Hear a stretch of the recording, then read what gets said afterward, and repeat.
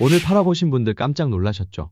어제 8화 예고 영상을 만들면서 박상영 수석이 아빠와 똑 닮은 1인 2역 역할일 거라 했는데 막상 진짜 박수석이 미래 미지의 아빠 역을 맡으신 배우분이 나오시니 저도 놀랐어요. 그럼 이제 9화를 함께 예상해봐요. 댓글에 의견도 많이 주시고 구독과 좋아요도 부탁드립니다. 마지막에 지문 확인하려고 최 국장과 신 팀장이 미지를 불러세웠을 때 정말 제가 다 뭔가 들킬 것 같아서 조마조마하더라고요. 과연 어떻게 됐을까요? 그럼 어제처럼 또 확실한 촉으로 이야기를 시작해볼게요.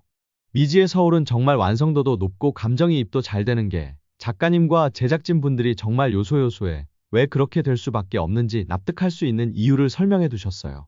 그래서 후에 어떤 당황스러운 사실을 마주해도 고개가 저절로 끄덕여지고요.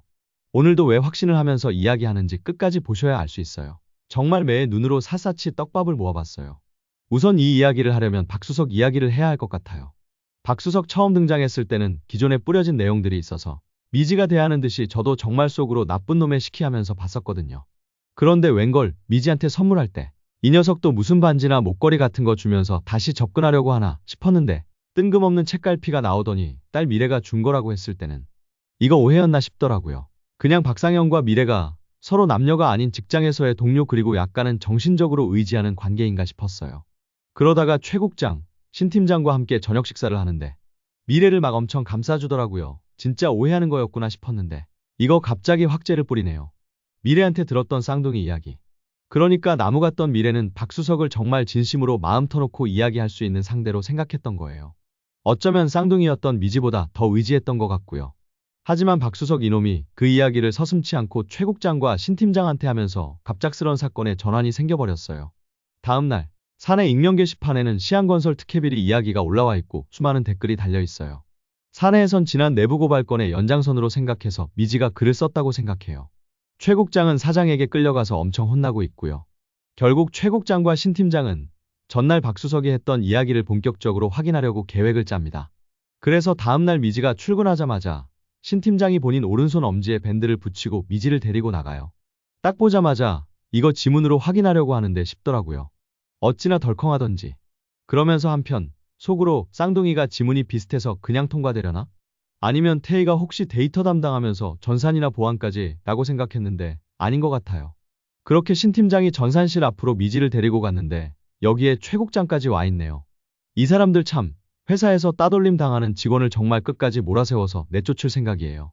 그리고 생각한 대로 본인은 엄지가 다쳤으니 미지 보고 보안 지문 인식을 하고 들어가자고 하죠.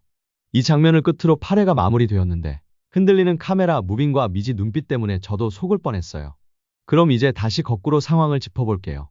지난주 끝부분에 미래가 미지에게 일주일 후 다시 본래의 모습으로 돌아가자고 제안을 했죠.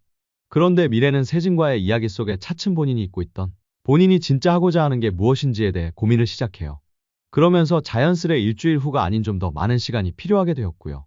그렇게 사직서도 작성하면서 미지와 엄마에게 은연중의 뜻을 묻기도 했는데 아직은 온전한 본인 자신의 생각보단 어릴 때부터 본인이 아파서 생긴 경제적 빚과 마음속 빚을 완전히 내려놓지 못하는 모습이었어요.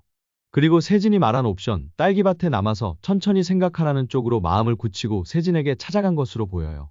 그런데 세진은 직전에 찾아온 함께 같은 일을 했던 사람과의 대화 속에 다시 본래의 일로 돌아가려는 생각을 한 것으로 보여요. 두손리 청년회장분이 오셔서 한 말도 같은 맥락이고요.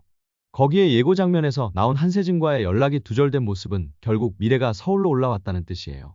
그런데 이것만으로는 전산실 앞에 섰던 사람이 미지가 아닌 미래라는 추측이 다소 힘이 실리지 않죠.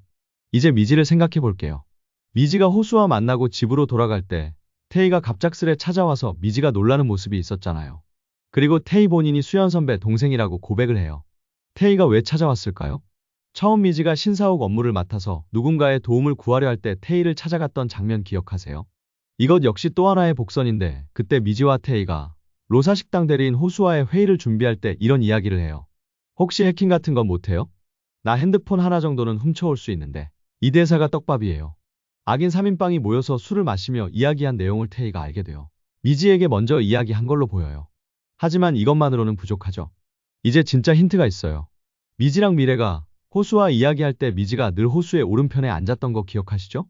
이건 물론 호수의 아픔을 아는 미지가 배려를 해서 그런 것이었지만 사람은 습관이란 게 있거든요. 바로 가방이에요. 출근해서 자리에 앉을 때 미지는 가방을 의자 오른쪽에 늘 걸고 미래는 가방을 왼쪽에 걸거든요.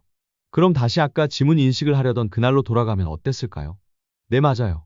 그날 출근한 사람은 가방을 왼쪽에 건 미래예요. 거기에 추가적인 내용 또 하나. 구와 예고해 보면 아주 빠르게 지나갔지만 두 명 모두 머리가 긴 상태로 마주한 걸 볼 수 있어요. 어때요? 이젠 설득력이 있나요? 오늘 이야기에 공감하신다면 꼭 구독과 좋아요 부탁드리고요. 언제나 드라마 보시면서 많은 의견 주세요. 영상 제작에 큰 힘이 됩니다. 그럼 이제 다음 이야기로 또 찾아올게요. 감사합니다. 예고톡톡.